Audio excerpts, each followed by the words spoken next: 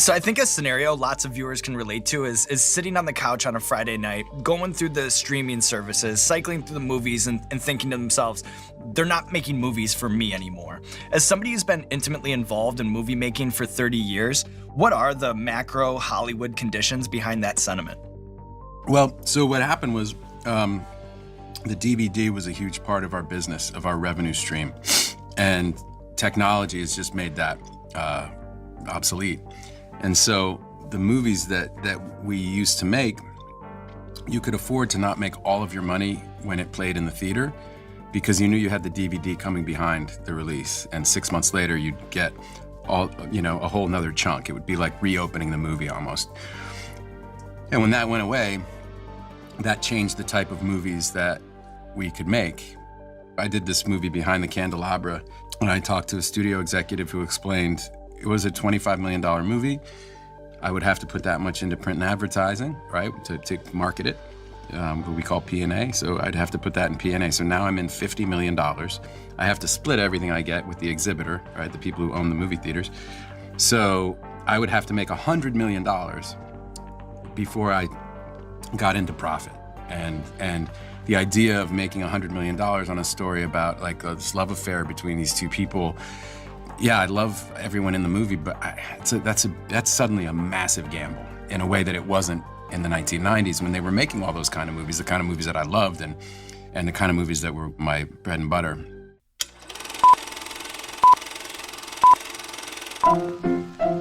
Let's all go to the lobby. Let's all go to the lobby. If it's not in frame, it doesn't exist. I am big. It's the picture that got small. What's that noise? Popcorn. You making popcorn? Uh-huh. I only eat popcorn at the movies. Well, I'm getting ready to watch a video. Really? What? Oh, just some scary movie. You like scary movies? Uh-huh. Really? Worst film you ever saw? Well, my next one will be better. Hello? Hello? You want to see it again? Can we? And just like the movies, we play out our last. You are listening to the History on Film podcast. And now here are your hosts, Ross Lennon and Ryan Barr. Hello, and welcome to another interview edition of the History on Film podcast. I'm your host, Ross Lennon, joined as always by my close friend and colleague, Ryan Barr. How you doing, Ryan? I'm doing great. I am currently looking in ways to seek safe passage to a blue state and or Canada for both safety of myself and my family. So I'm very happy that our guest today is Canadian. This is another, I've already have several friends in Canada. I have some family in Canada. So there's another Canadian friend I can put another little Canadian feather in my hat cap. A feather in your toque, as it were. So yeah, sure. Like we were discussing before we started recording, you and I are both big Rush fans.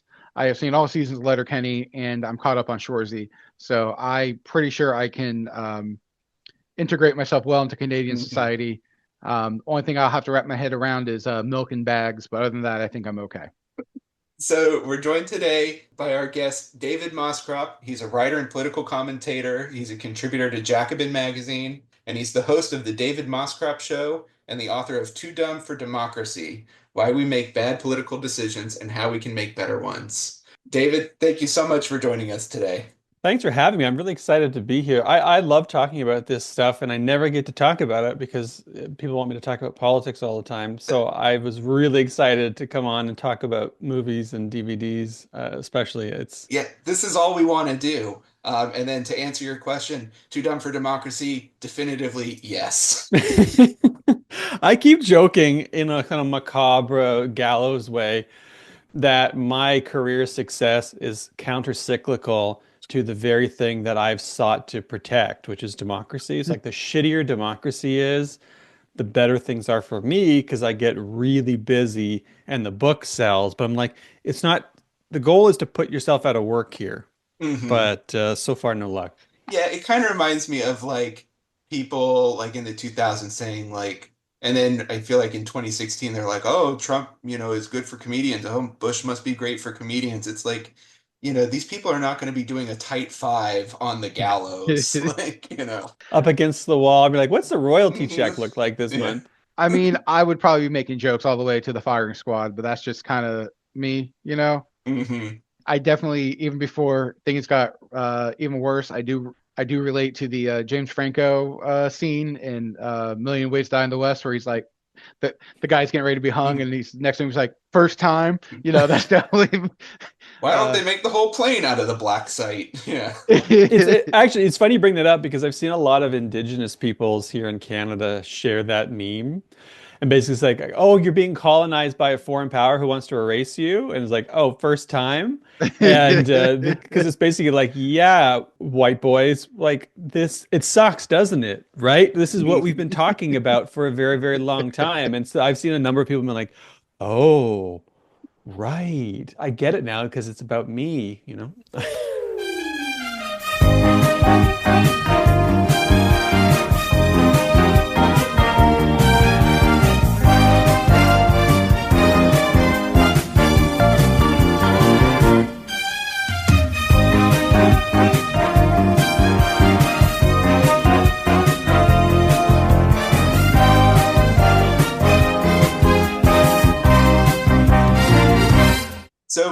So as you said, we have a fun topic today. We're kind of doing like a news. We're covering a couple of articles that you had written the last couple of months for Jacobin magazine, but I feel like they all fit into our current moment.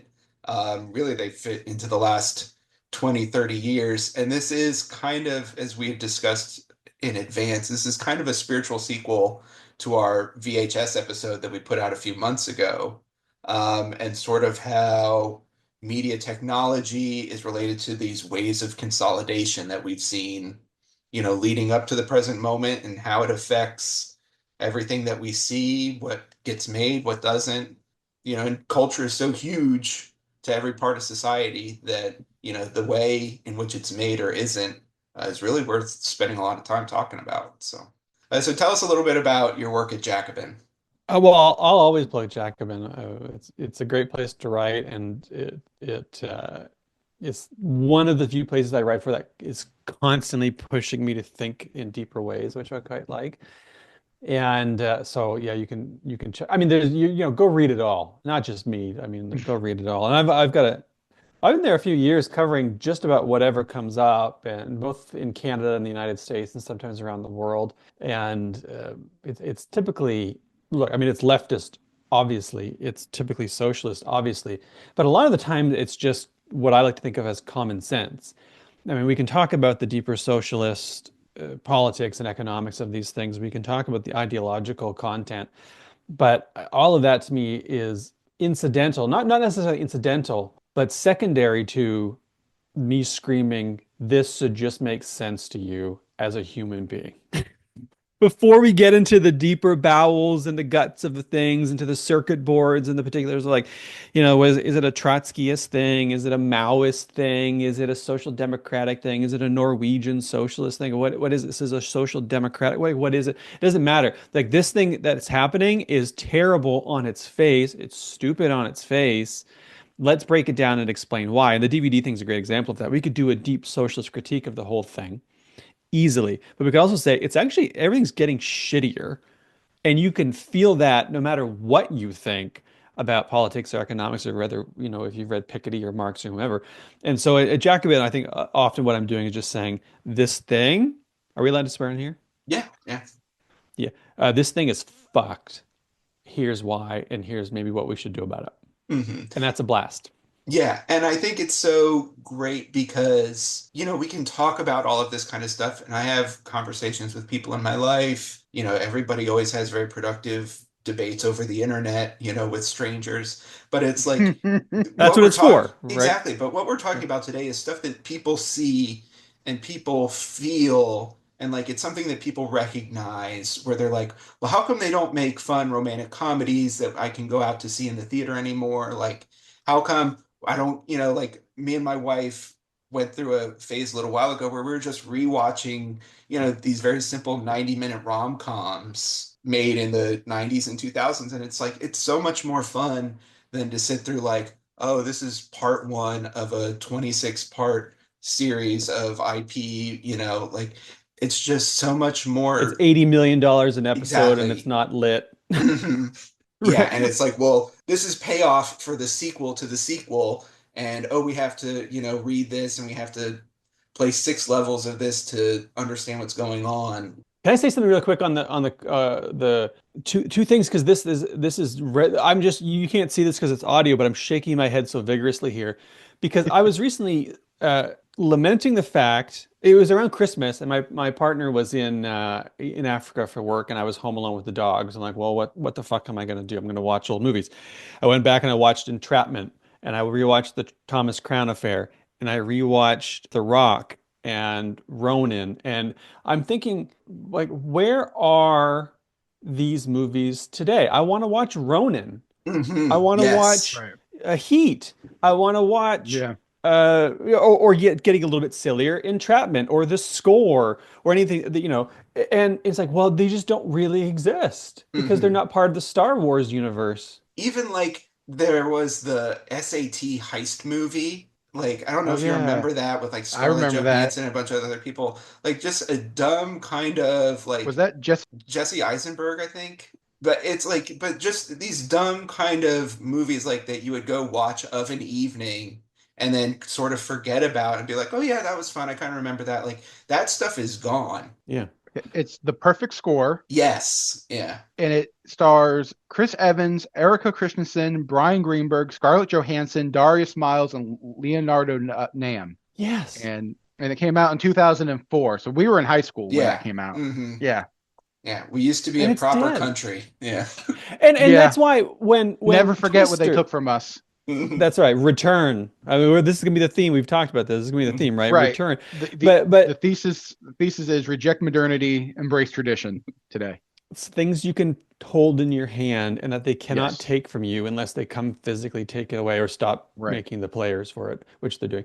But that's why when Twisters came out, I'm like, okay, you know what? It's a sequel, and I sometimes have problems with sequels, as we'll discuss, I'm sure. But I want to go see a movie about a natural disaster that's just like a blockbuster Jerry Bruckheimer, I don't know if that was him or not, but style flick. Mhm. And it was a blast. I ate a lot of popcorn. I had some Sour Patch Kids and some soda, sat in the movie theater and enjoyed Twisters. It was basically the first one. But like I don't even care. I just want that thing again.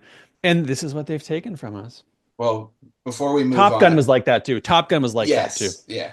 Before we move on, I gotta know. So your perfect movie lineup. I am popcorn, Raisinets, and cherry Coke. What's your order?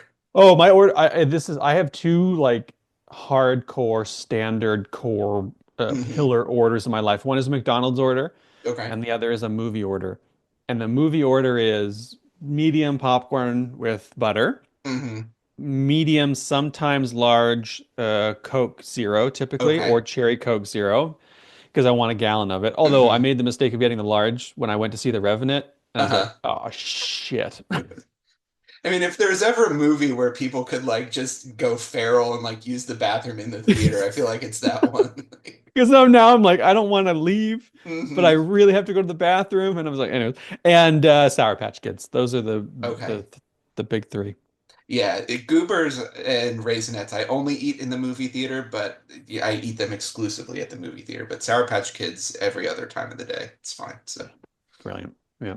It's part of what I love about going to the movies. Mhm. Actually, the other day I live in the suburbs here in Ottawa, in Ontario.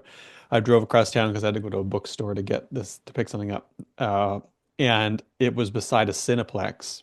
And I was like, I could smell the popcorn. And no joke, after I bought the book, I went over to Cineplex and I got nibs actually and popcorn and drove it home and ate it. And nice. during the pandemic, I have a lung condition and so a lung issue, and so I was stuck inside quite a bit, more than most even. Mhm. And I would order Cineplex on Uber Eats to my house and have Cineplex movie nights at home, like rewatching Batman, Nice. just to try to have some sort of, because it's my favorite thing to do, that and Mhm. bowling. There's a like a tire automotive place right by where the old movie theater in our hometown used to be. which the theater's been closed for several years, sadly. But they still have like a little like a movie style popcorn machine in the place. So I go there to get my oil changed because I can have the little popcorn and just stare outside the window and like weep. So, Yeah. Yeah, but you guys don't want to know my movie theater order because it's super pretentious. Well, no, I do now. Okay, so I'm a big fan of Alamo Drafthouse, which is a very niche type of place to go see a movie because they're not everywhere. I was very blessed to live in a city with the Alamo Drafthouse, like 6 minutes from my apartment for about 7, 8 years. So my go-to movie order now is an amaretto sour, Alamo Drafthouse hand-breaded chicken tenders, and if I'm feeling fun, the churro popcorn. This is that's very fancy. Like, and it's Alamo Drafthouse. I mean, you're going to have a good. The food is great. The theater is great. The pre-show. If anyone listening has the opportunity to go see something at Alamo Drafthouse, whether it's a second run where they do, because sometimes they'll do like old, like I remember a couple years ago, they right for the pandemic, they did like a big queer celebration of like queer movies. So they did like Xanadu, To Wong Fu, Thank You for Everything, Love Julie Newman's movies like that. They'll do like parties where like, oh, it's for like Jurassic Park, right? We're doing a 30th anniversary of Jurassic Park, and there'll be like special mugs and things like that you can buy this party package to go to. Whether something like that, or even just like a new film that's coming out, whether it's a Marvel or a indie film, because they do like a lot of Wes Anderson and documentaries, things like that. They do a 30-minute pre-show that they show clips and interviews and things of either like something related to the topic. So like I went and saw Crazy Rich Asians there when it came out back in 2019, 2018. And they did a whole 30-minute pre-show about like Asians in film, Asian representation, talking about the Flower Drum song and things like that. So if you ever have a chance to go to Alamo Drafthouse, if it's in a city near you or you're on vacation in a city that has one, I can't recommend it enough. This is not a plug. They don't sponsor us, but the food is great. The theater setting is great. Most of the theaters, when you walk in, they have like the carpet from The Shining. They have old movie posters all over the walls. Great, just a great atmosphere. Usually they have a bar. There's 1 or 2, 3 different bars that are associated with the brand. They have a bar in the back, and they usually have a great tap menu of like usually both like local stuff. So, well, I'm sorry. I'm a common man, so I go to the theaters with the stickiest tile floors you've ever seen, and all my alcohol is smuggled in like under my brown hoodie. So, like I said, I became a big pretentious snob because being spoiled by Alamo Drafthouse to the point where Alamo Drafthouse was still closed after the pandemic when the first Dune came out. I had to go to like movie studio grill, which wasn't as great, and I felt so like you disgusting. Had to slum it with the rest of us. Yeah. Yeah, I had to go like hang out with the pores, which so no, it's I like the movie theater concepts where they're doing like restaurants with it, and it's like get the lounge seats and it's a little more upscale. And what I like it for someone who likes movies and also like is always looking for a good date night type of option. It's nice you can go like do it like get a nice pre-show, a nice meal, some drinks, see a movie. Well, but let's talk about watching movies at home. So the first article that we want to talk to you about, and like I said, we'll have all of these linked in the show notes, but you wrote about digital ownership and the end of physical media. And so we're talking about DVDs, but we're also talking very crucially about video games, and just sort of how access to these things, we talk about buying a DVD, buying a VHS, but now it has become you either stream it or you buy what we call like access or permission to it. So a lot of times, for people who aren't aware, when you buy a movie on Amazon or iTunes, you're not buying it the same way that you buy a DVD. You're buying access to it. And if Amazon or iTunes ever loses, permission to broadcast those things, then you're out of luck. It's probably not even necessarily saved on the device that you're watching it on. So let's talk a little bit about that to start. This drives me so crazy that I get I get rationally angry. And part of the reason I was writing about it, because as you say, you don't buy the thing, you buy a license to the thing. And in fact, Steam, the video game platform, was required under California law to start stating at its checkout when you're buying a game, you're not buying this game, you're buying a license to play this game. And like you said, it's the same thing with you buy on Google, you buy on Amazon, you buy on iTunes. Ditto on Audible if you're buying audiobooks, same thing. And if you've ever crossed a border, or ebooks can be like this too. And if you've ever crossed a border and all of a sudden you can't access your shit, you've experienced this rights management. It's like, oh, it's gone all of a sudden. It's because I don't actually own the thing. Not like you cross a border and you've got a DVD of the last. This is a terrible. No, I'm going to choose a better movie. A DVD of The Life Aquatic in your bag. You own that and you can watch that if you travel to another country. If you have it digitally and they don't have the rights to it in that area, you can't. And so it's fundamentally a control play by publishers and often distributors who can sometimes be the same company to dominate this space. And it drives me utterly bananas. And it is all sort of dictated by, these copyright holders, because a lot of times you'll see where something is available in Europe on Netflix, say, but in the United States it's not on Hulu, or it's not available at all. And so there is this, it's very patchwork, and, it's kind of just up to the whims of, oh, well, I know my stepdaughter wanted The Office on DVD when they had said that Netflix was going to lose it to Peacock, a couple of years ago or whatever. And so it was like, well, if you want to make sure that you have it forever, get it on DVD. And so, she got the box set, but it's like, there really is no, like, even if something is popular, I think at the time The Office was watched, 80 trillion hours or whatever, but it's like, there's no guarantee that this stuff is safe, no matter how well liked it is or anything like that. It is up to the whims of these contract negotiations. Well, we even seen that recently where when Zaslav took over when HBO and Warner Brothers and Discovery merged, and Zaslav became the CEO of the new merged company, and he goes into HBO Max, and the whole point of HBO Max was like, hey, you kind of like Disney Plus, everything we've ever made will be on here for eternity. Don't worry, guys. And that was like the initial pitch of HBO. And HBO, was one of the first companies outside of Netflix to go and kind of like, hey, we're going to have our own branded, dedicated streaming service for just our network, right? And of course, Peacock and everyone else is now, Paramount Plus is all kind of cribbed the notes from HBO when they first did that back in it was like 2013, 2014. It's been a good over a decade that HBO is doing that, and then became Max and HBO Max. But he comes in, and one of the first things he does is he gets rid of Westworld. You can't watch Westworld now on, so if I want to watch Westworld again, I have to either, sail the high seas, so to speak, or I have to go and buy the DVD box set. And that's a shame, because that show it's a relatively new show. It first premiered in 2016. It had 4 seasons. Of course, the 5th final season got canceled by Zaslav, so that's a whole other issue. But the 4 seasons that are available in existence aren't available. You have to find alternative means to watch it. And I think that's really ridiculous. I understand, okay, maybe it's like an obscure movie from the 40s or the 50s that, they're not, maybe they don't have, it's not on there. Okay, fine. Sure. But something that's, less than 10 years old that, the last season premiered in 2023, and I can't go and watch it. That really pisses me off. Yeah, it drives me bananas. And sometimes it'll get me for the most random things you'd never expect. So during the pandemic, I really wanted to rewatch French Kiss for reasons I can't really explain. But like Ross mentioned off the top, you want to go watch these old rom-coms from wherever. And French Kiss is kind of for me, was my era. I was born in 1984. It came out in probably 94, 95, something like that.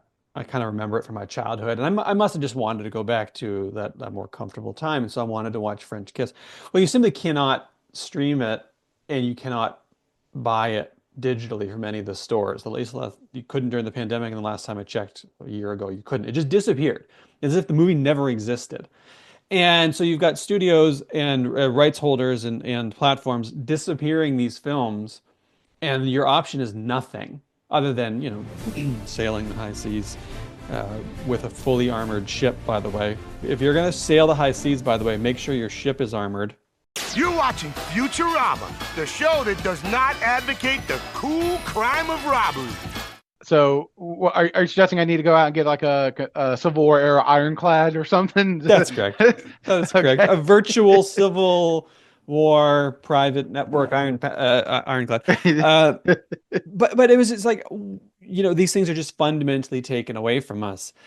And at the flip of a switch for reasons that are opaque to the vast majority of us and never explained to us. And it just feels like a betrayal. Like they hate us. And I think, at least for me, as somebody who was sailing the high seas, 20 years ago, but also was someone who was like an early adopter to streaming, like it always felt like, well, the goal is to get everything on here eventually. Like, and I know like with early Netflix, a lot of their audience, like when it was a DVD service, not when it was a streaming service, but it was like they had access to all of the stuff like that we would think of as like Criterion films now. And it was like it was a sort of like a more movie person kind of a service. And I think early on the idea was, oh well, eventually we'll just be able to stream anything we want. And this, sort of works as a bridge to our next. But it's like we're seeing less and less stuff becoming available, and it's becoming more and more segmented. And if something isn't worth digitizing, then it just doesn't exist.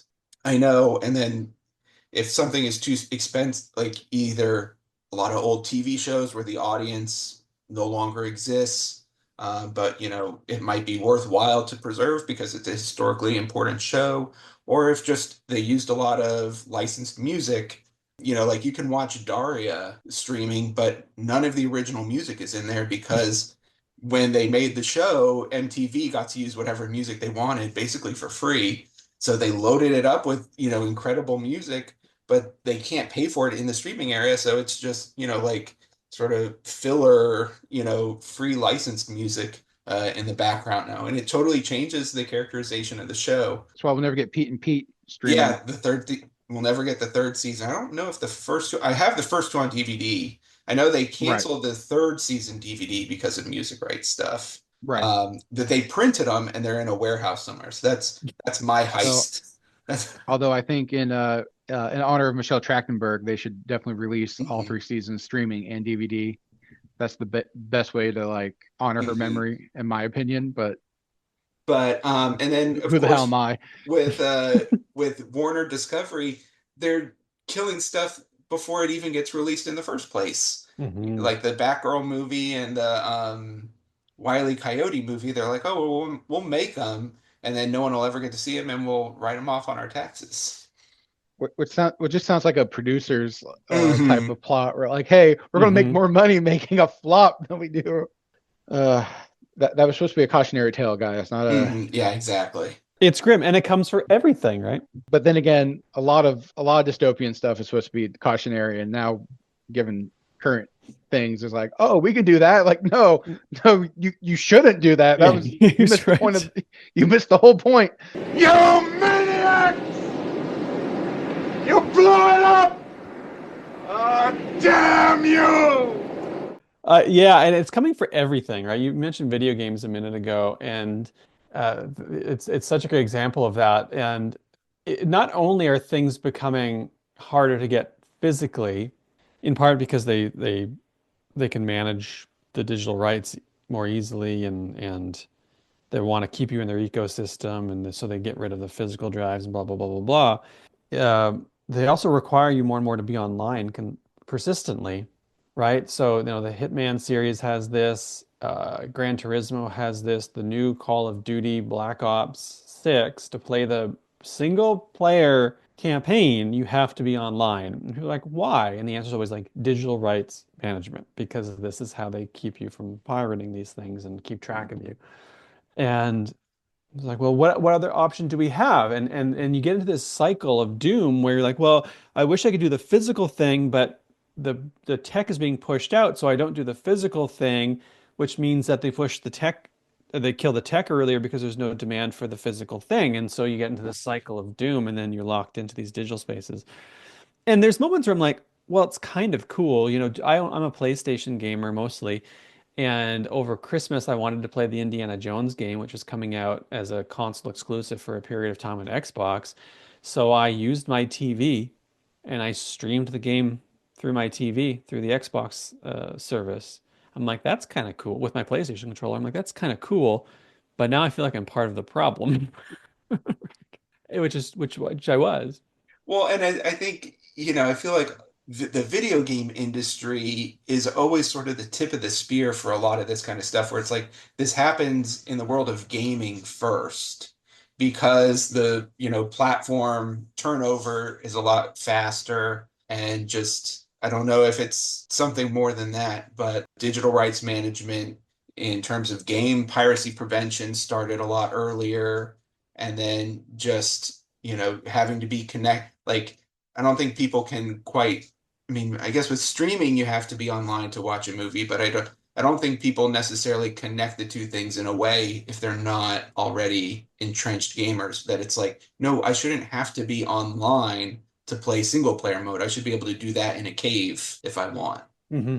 Yeah, exactly. Well, and it just means that when these games are no longer supported, then your game is worthless. I don't play a ton of newer games. I mostly play like older generation games, but it's like my ability to play them is not ruined by the fact that, Nintendo or Microsoft or whoever decided, oh, well, we're not going to support this game anymore. We're not going to push out updates and we're not going to run the servers that manage it. So like your game, whether you have a physical copy or not, can be obsoleted because they're like, oh, well, we're sunsetting this version and we're buy the new one or else. Right.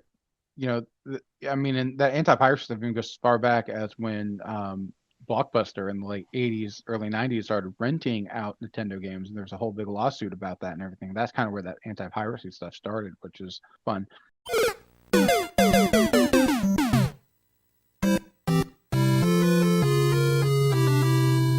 But I feel like this does bridge over to our next topic, which is the era of garbage film and television streaming. And so as these companies, sort of become the gatekeepers for what we get to see and what we don't, they really have, and again, this began with Netflix, pivoted to making their own stuff rather than paying the increasingly expensive licenses for other people's stuff. And so you talk about how private equity is involved and, just how like we're kind of rebuilding cable, but much worse. This is it. Streaming was going to free us from cable.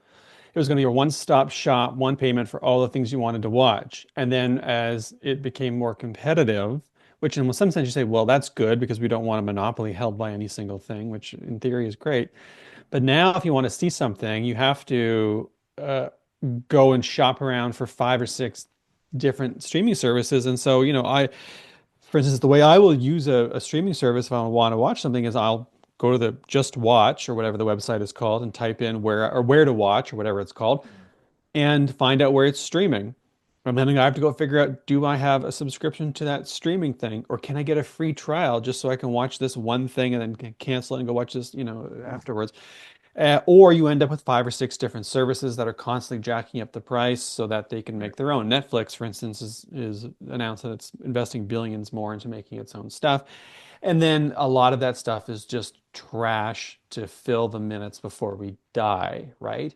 And they know that it's trash, and they know that the people are watching it passively. Netflix has sort of said, well, when we're producing our stuff, we want the dialogue to describe what's happening because people aren't actually watching it. They're listening to it while they're on their phones. And this is what that drives. And it's so grim. Yeah. Because the move to the streamers as producing these things is like, well, we're not going to produce brilliant stuff. We're going to produce filler with some exceptions. Obviously, there are shows that are fantastic. Slow Horses, for instance, is fantastic. I wish they would turn the fucking lights on, but it's a great show. Or Andor. I have to say, I'm deeply critical of Disney and the Star Wars space, but I thought Andor is brilliant. Andor's the best thing Disney's done with Star Wars, and Andor, and I said this to Ross when Andor first came out, Andor is the kind of Star Wars I want. I know everybody wants something different out of Star Wars, and I think that's showing like with Mandalorian, Ashoka, like the shows they've been doing, every show is kind of a different type of Star Wars.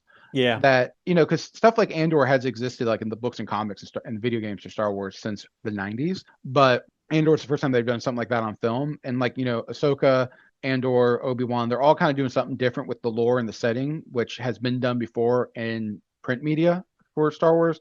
But but Andor is definitely like the kind of Star Wars, like when I was reading the books and the comics as a kid, it was like the X-Wing comics went really big into, or the X-Wing books, excuse me, went big into like war crimes and what do we do about the New Republic's version of Operation Paperclip and stuff. And like you see that like with Andor, you saw that a little bit in Mando season 3. Andor is great. And I can't wait for the new seasons coming out this spring because it looks even more badass. And they're going to do the Massacre of Gorman, which I can't wait, or the Gorman Massacre, which is going to be, I mean, it's not going to be awesome because you're watching the Empire actually commit war crimes and crimes against humanity, but it'll be awesome from that moment kind of catalyzes the rebellion.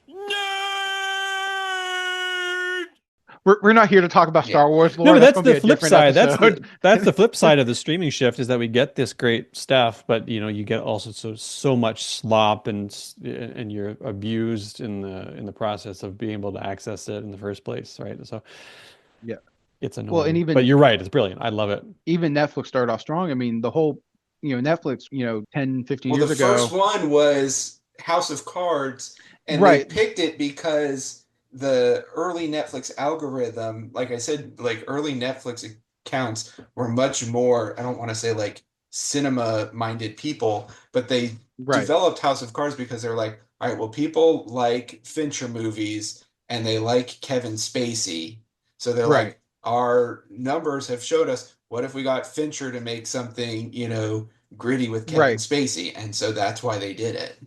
Right. And well, even that first season of House of Cards was brilliant. And then the second season jumps the shark, like in the second episode. And then they just like, I mean, people like to rag on like the Walking Dead as just like literally a shambling course of the show that keeps going and won't stop. And no one's watching anymore, but they're still making it because they have contracts to fulfill or whatever. And I'm so glad Mad Men and Breaking Bad ended when they did, because I don't think they could have squeezed another 3 or 4 seasons out of either one of those shows. But House of Cards, it just kept going on season after season, and I was like, the whole point is he's supposed to, like, in the original book, in the original British series, like, he gets killed. That's the whole point, and they until Kevin Spacey got in trouble for all of his crimes, they refused to kill the character off because they're like, oh, we can milk this until. I'm like, no, now you're just doing the same thing Cable did. The whole point of something, I give HBO a lot of credit for their shows because HBO knows when to stop a show. If they, luckily HBO with their creators, like Lindelof says, like, hey, I have this show for The Leftovers. I can do 3 seasons. Or when what's his face, Aaron Sorkin said, hey, I'm going to do the what was that show? The Newsroom. I want to say Network. I'm like, no, that's a different. I want to do the Newsroom. No, Network is good. 2. Yeah, Network is good.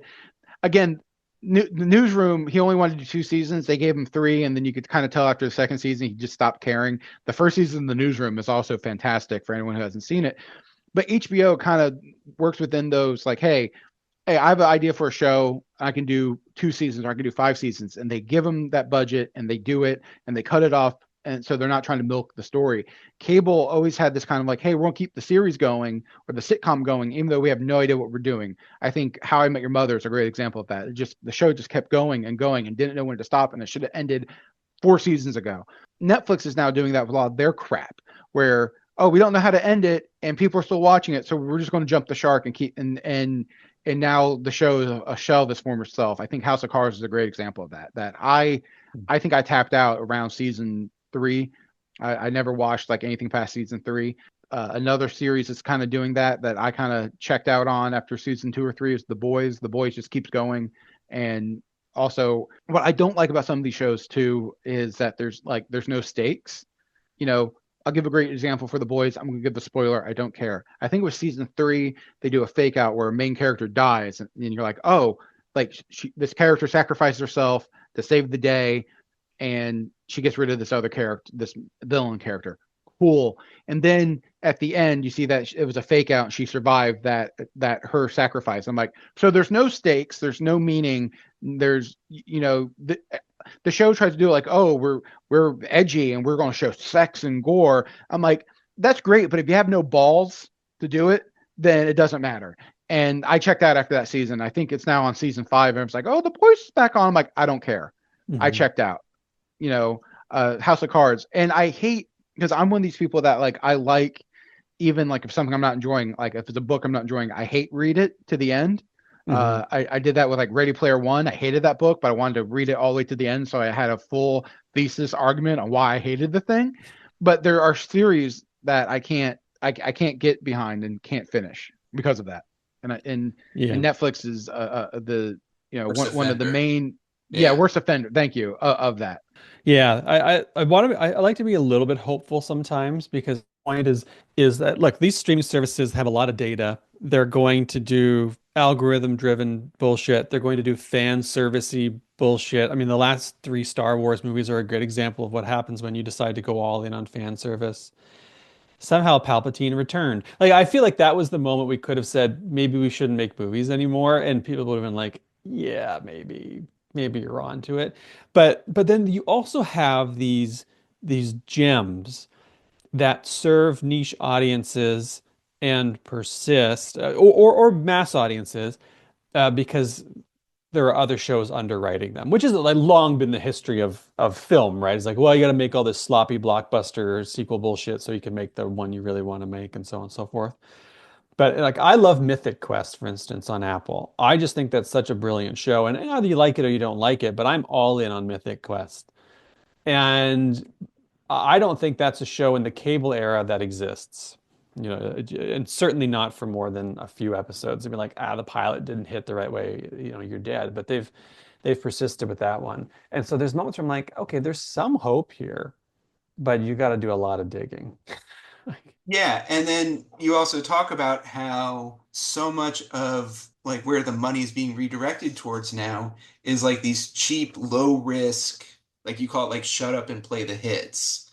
Like where the promise was, well, we're not going to be, terrestrial CBS anymore. We're not going to do a bunch of police procedurals and like doctors with a twist, but it's like now that is kind of the stuff that they're moving back towards. I just saw Hulu greenlit, like they're calling it like Golden Girl, like it's like a new Golden Girls, but like with Nathan Lane, but it's like three guys living with a mom. It's like a multicam sitcom, like something that would have existed literally 30 years ago, but And I Hulu love is Nathan making it. Lane. Yeah. Don't Yeah, no, don't do Nathan Lane's not the don't problem. It's that, yeah, no, but come on, Nathan, don't do this to Mhm. me. They'll always break your heart. They'll always Mhm. break your heart. And I mean, I do think there's Tim Allen keeps working, right? Like every time every 6 months, I'm like, Tim Allen's got a new show and he's playing the exact same person he played on Home Yeah. Improvement in the Somehow 1990s. the It's Tool just like, Man returned. Yeah. and so there's obviously a market for these things. And the way I'm starting to see it is like, look, people want parasocial relationships, so that's why you get a lot of reality TV, and they want comfort and nostalgia, so you get the sitcoms, and they want something in the background, and so you get all kinds of things that fulfill that need while they're scrolling on their phone, or I'm confessing a little bit here, building Lego, or knitting or whatever it might be. And then there are people who genuinely want to dig deep into shows, right? And there are people who want to do that. I finally watched all the way through The Last of Us, which I hadn't for a long time. I played the game back when it came out, and finally I got caught up with it and watched it. Loved it.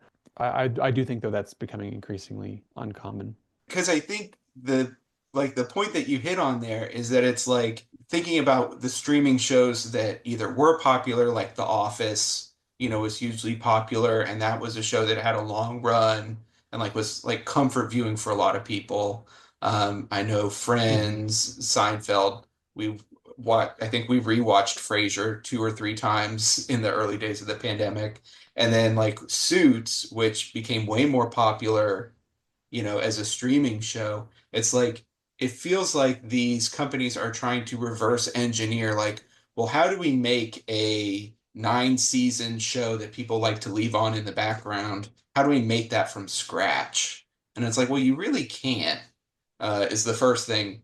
But it's like making something bad now and then hoping, telling yourself, oh, well, after 9 seasons, people will really like it. It's not going to happen. It's just you're going to make this slop, and it's not going to stick around. Yeah, and welcome to the market. Yeah, and like we mentioned earlier, I hate that now because like I don't have Netflix anymore, I don't have Paramount Plus anymore. I'm getting ready to get rid of Amazon. for reasons. But I'm sticking with, I have that Disney bundle where it's like Disney, Hulu, and HBO Max for $30 a month. That, to me, that's a good price. That's about $10 each. And those three companies aren't all weird about sharing passwords and having multiple accounts on it the way Netflix is, right? And pretty much all I want to watch is on Netflix or excuse me, it's usually kind of vacillates between HBO and Disney and Hulu, are kind of like what's coming out and what I like, especially the Marvel and Star Wars stuff. Cause I'm a big slut for that stuff. So that's, there, great. And HBO, HBO last week night, House of Dragon. There's a lot of stuff on HBO I like. But then like I'll see something like really interesting that like looks really good on like Apple TV, and I'm like, I am not paying for another service. I'm not paying for, because basically they, like we mentioned earlier, they have just reinvented cable with extra steps. It's all they've done, and then, if I want to watch something on terrestrial TV, I still have to have cable because, there's no, everything's digital now. There's no like just regular TV. I can pick up my local NBC or ABC affiliate over the airwaves. I have to have a digital receiver or a brand new TV. If you have an older TV that's older than 20 years old, it's not going to work. It's ridiculous how they have pretty much sold this 10, 15 years ago, maybe even more now. Oh, it's going to be a great thing. And now they've pretty much reinvented what already existed in the 90s, but with extra steps, and it costs more. And that just pisses me off to no end when it comes to like TV and movie streaming. It's, I don't know. I get so mad with the modern world sometimes. Yeah, it's just, and also I think it's disappointing, like with kind of like I was mentioning earlier about seeing like shows, they shot out of the cannon and it's a great show like House of Cards, and it just falls off because it's like, well, everyone's watching, it doesn't matter, whereas I think something like, and I think Netflix can get away with that because they're not as, I guess, ratings driven, whereas like something like HBO or even AMC, they still have like ratings, and on the course of like AMC, they have advertisements to sell, right? So it still has to be good. People still have to watch it. If the people aren't watching it, then no one's getting paid, and it gets canceled. And I think you still see that playing out where like HBO, even though they don't have to sell advertisements, everything HBO makes has to be good. If HBO isn't making something good, no one's watching it. It's not ratings driven, and it gets canceled, or they finish out the season and it gets canceled. They don't really cancel mid season things. And I think that's another problem you're seeing with, like, we're talking about, things are just playing in the background. Yeah, Netflix doesn't care if they're making crap that's good, because it's crap. It's going to be playing in the background. You might not even select it. It might just, the show I was watching ended and now it's rolling into this other bullshit that, is just going to play on the background while, like you said, while I'm cooking dinner or I'm folding laundry or knitting or, clipping my toenails, whatever the hell it is you're doing. It's just playing on the background. As Millie Bobby Brown laughs her way to the bank, because she's in all of this. I still don't know who exactly that is. Everyone talks about her. I don't even know. Stranger Things girl. Oh, like I said, I never watched Stranger. Yeah. But, and I think we've rightfully been very hard on Netflix about all of this. But this begins before then, because IP is sort of the driving force behind a lot of this homogenization. And as these studios are absorbed by technology companies, and there's this push to try to make films that are guaranteed hits, they're spending more and more to make these blockbuster films. So they have to be guaranteed a return, and it has to be a guaranteed significant one. So I looked up IP as the primary driver in, I look at the top 50 grossing films for the 90s, the 2000s, and the 2010s. So in the 1990s, of the top 50 highest grossing films, not the best rated, but like the top 50 earners, 10 were sequels or remakes. And 10 is kind of a iffy number because it's like that includes 2 Bond films, a good one in GoldenEye and a other in Tomorrow Never Dies. But it's like, those were the first 2 Brosnan Bond films. So it's like, it counts because it's an IP, but, it's not like they're, rattling them out. It does include Godzilla 98, which I'm fine leaving that off of any list. And then Toy Story 2 and Terminator 2, and then The Phantom Menace. So it's like, Toy Story 2, great film. Terminator 2, awesome film. Phantom Menace, it's a sequel, but I mean that it's hard to explain to people. Like, we were actually excited to see that movie at one point.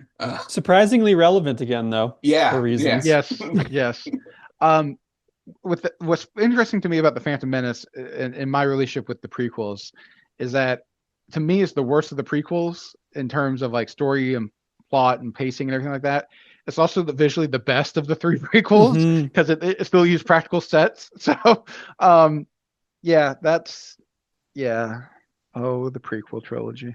And so that's the 90s is, 10 out of 50. So 1 in 5 basically is a sequel and remake. In the 2000s, 7 of the top 10 are sequels, almost all of which are Harry Potter and Lord of the Rings films. The Lord of the Rings films get a pass on anything from us. So that's fine. They're, on the side of light. And I would argue the Lord of the Rings films, they're not sequels. They're just one big movie that's broken up into 3 parts. Yeah. Filmed at once. It was just, split up for the people who don't have the, sheer force of will to watch them all at the same time like I do. Yeah. You put the extended cut, the extended versions back to back. It's like, what, a 13 or 14-hour film?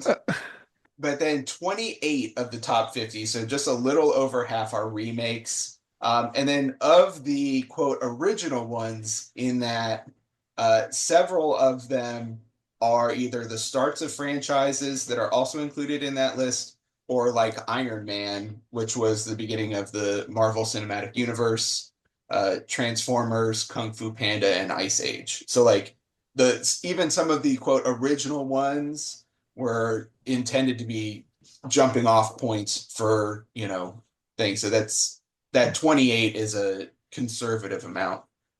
And then by the 2010s, and we were talking about, because I was doing this right before we started recording, this was probably one of the most like soul-crushing things I've ever seen.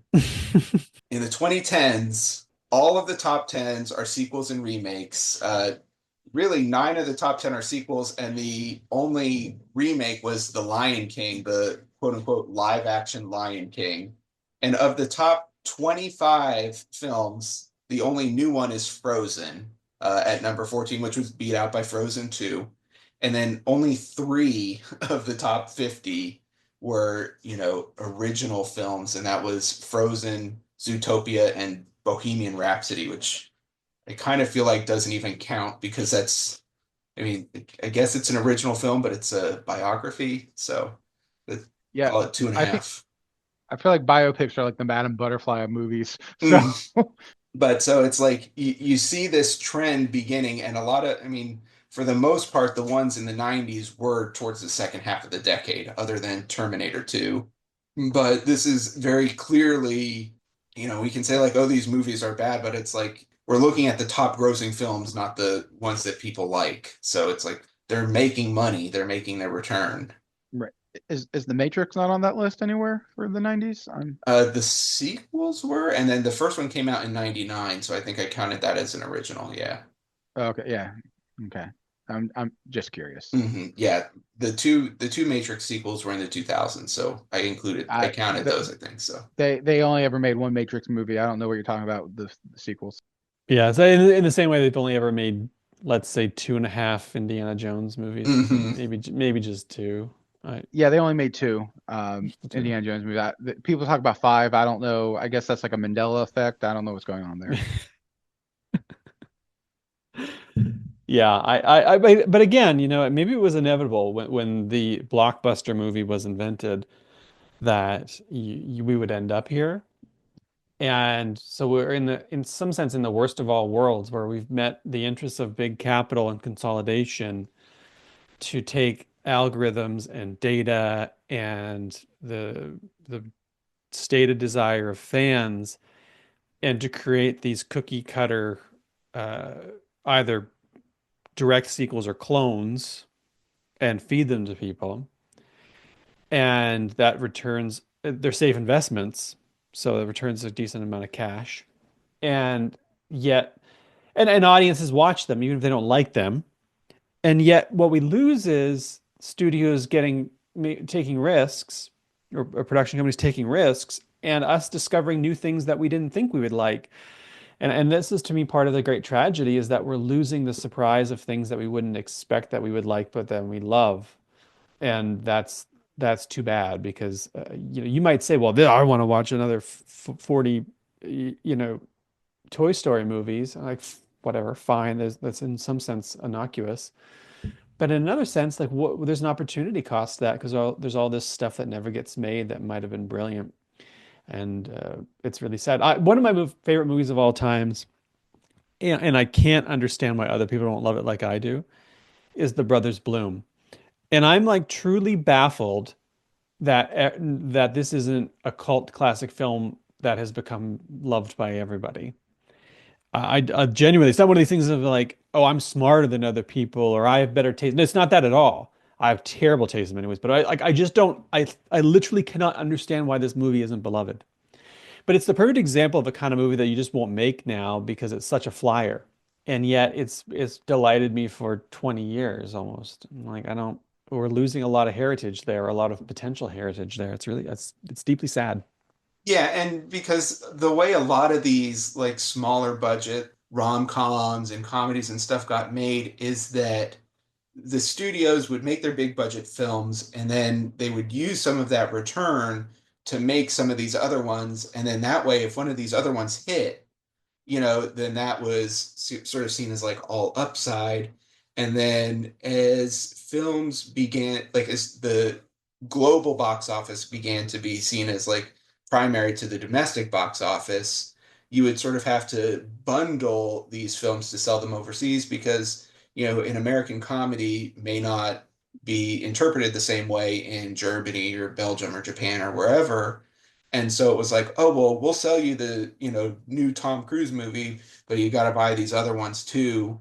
And then it just became like, well, if we're spending so much to make, these Marvel films, like we just got to put all the money into that. And going to the movies has become so much more expensive that it's like, well, if I'm going to pay $40 to go to the movies, I might as well see not me because I'm a good person, but I'm not, I might as well pay $40 to see the Marvel movie as opposed to, the small little romantic comedy that'll be streaming in 2 weeks anyways. So it's grim.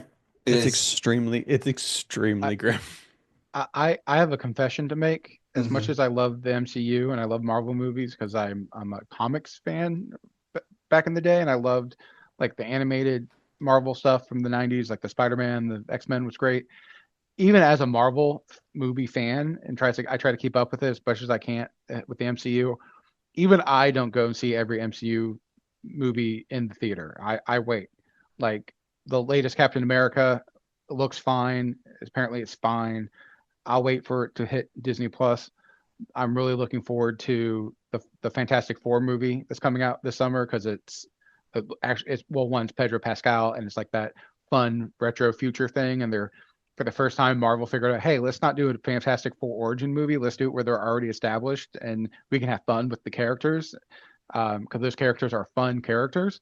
And then I think there's something coming out later this year that I'm also the Thunderbolts actually looks good. I might check that out in theater only because those characters are fun. I kind of like the whole like dark.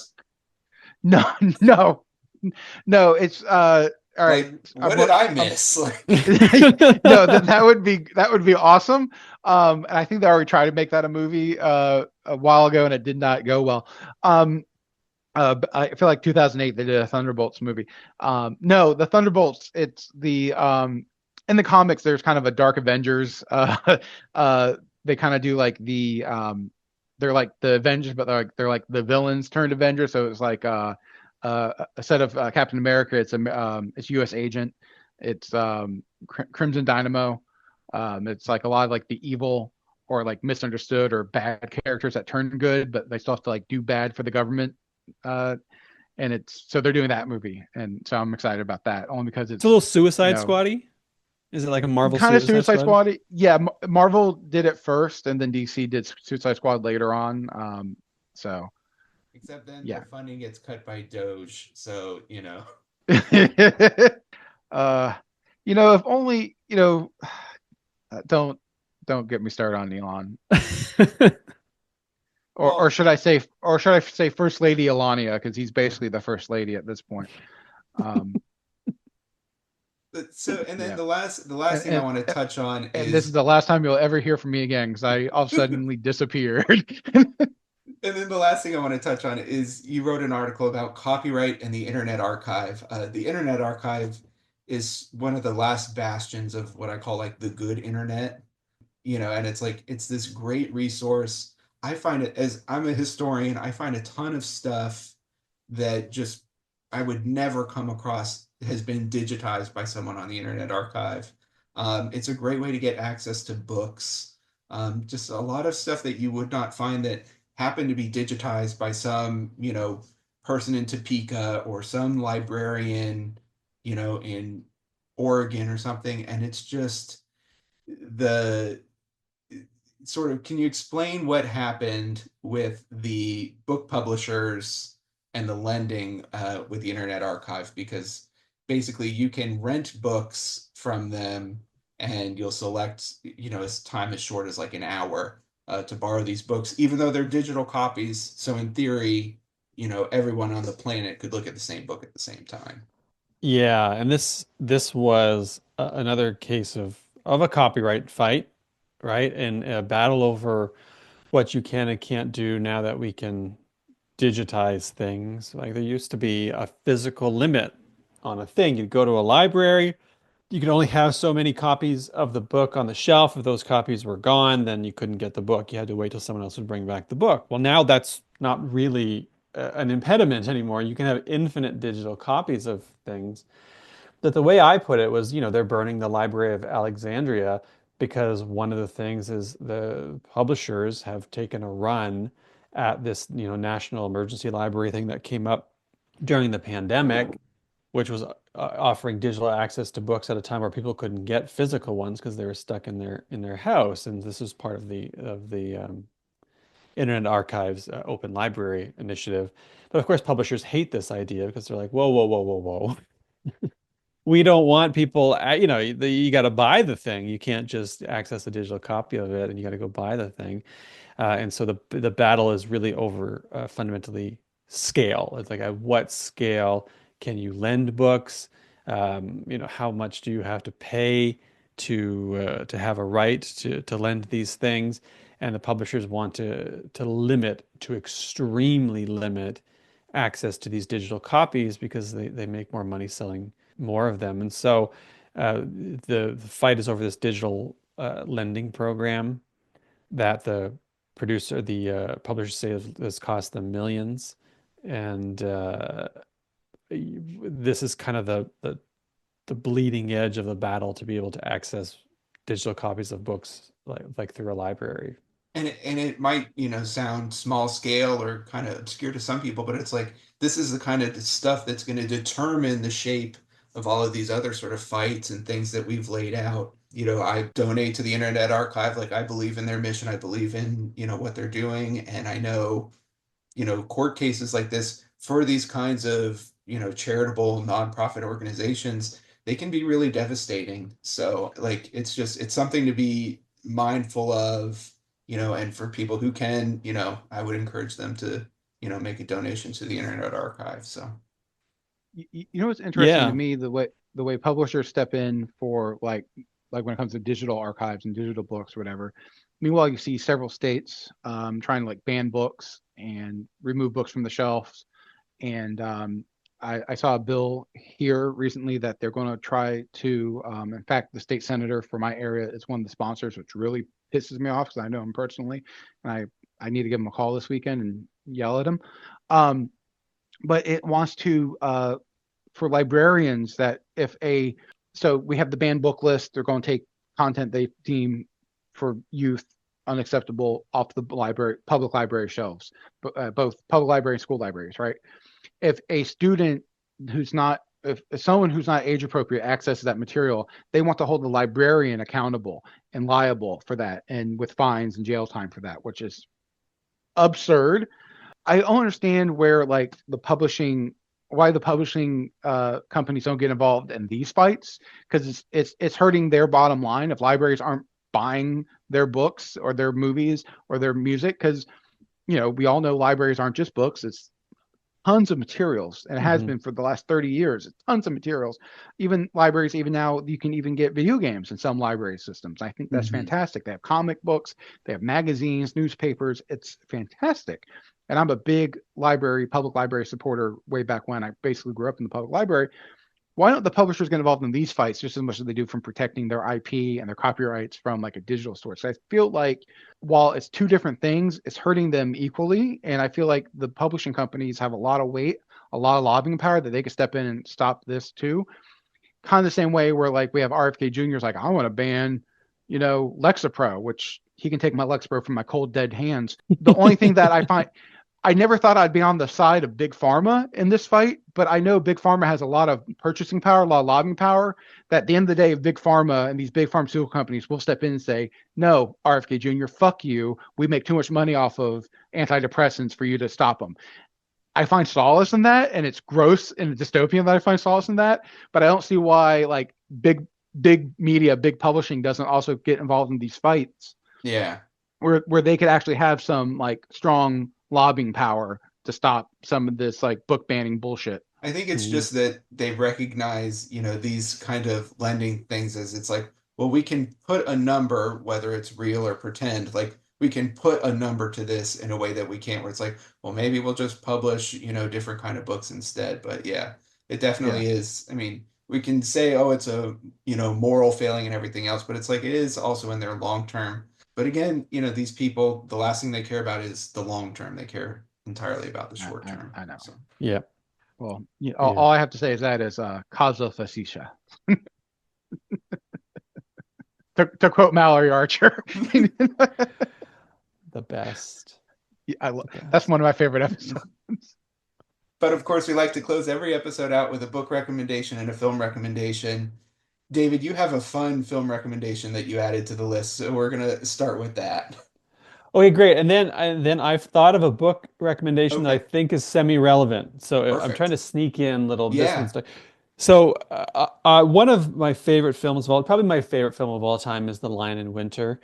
It is brilliant. If you haven't seen it, go see it right now. Richard Harris, right? Peter O'Toole. So basically. So for all intents and purposes, yeah. But which Anthony one am Hopkins, I thinking? Was he in one of the Becketts? He might have been in. I don't know actually, but I know what I'm confusing. I'm confusing the scenes in Gladiator when they're actually in, because it's the same era. Okay. Never mind. Also great, by the way. Yeah, if you listen to the show, you find out my brain makes really weird word associations sometimes, and I misremember things, and I probably need to seek professional help. But that's a whole other conversation. Well, let's start with The Lion in Winter. I'm pretty sure it's 1960. It's 1968. Peter O'Toole, Katharine Hepburn, Anthony Hopkins' first film, Timothy Dalton. Absolutely brilliant. I have quite a young Timothy Dalton, later James Bond, and about Henry II, Henry Plantagenet. And in 2018, they put out a 50th anniversary 4K Blu-ray, and I've been holding off on buying it because I've got the DVD. But I think this episode has inspired me to go find, because it's like $50 Canadian, so like $7 American. But it's expensive. And I think this episode has inspired me to finally go buy it. So I'm going to buy this and watch it. It's going to be brilliant. They've remastered it. You should do it too. And we'll all watch together and support physical media. Mm-hmm. Thank God my PlayStation has a disc drive. Yeah, exactly. And then you had a book. Oh yeah, well I mentioned the show Slow Horses. I'm reading through the Slough House books right now by Mick Herron. And obviously the Slow Horses television program mirrors, not exactly, but fairly closely, the books. They are utterly brilliant, as others have said. He is a contemporary John le Carré. He writes Jackson Lamb, played by Gary Oldman in the television show, who is a pitch perfect character, just an utterly brilliant character, who I think should have been played by by Gleason, Gleason from In Bruges. But anyways, but it's a great book series. Can't recommend it enough. So The Lion in Winter on DVD and a physical copy of Mick Herron's Slough House books. I think there's 6 or 7 of them now. And then, of course, like I said, we'll have all of the Jacobin articles that we talked about today included in the show notes as well. David, go ahead and tell us one more time. You have a new podcast out that you just started? I do, yeah. So it's called The David Moscrop Show because I didn't want to think about branding, and it's available now. First episode was with Cory Doctorow, and so we started quite strong. We talked about a little bit of this stuff, actually.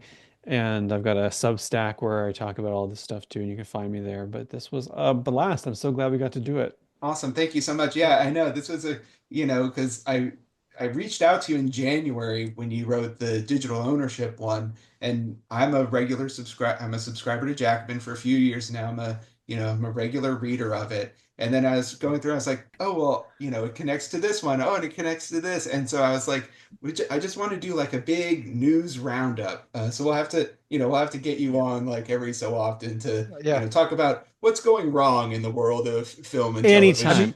Anytime. I feel like that's a great segment for like our office hours. It's like, and now to David Moscrop, our digital news correspondent, our downer. And now to David with the end of art. Yeah.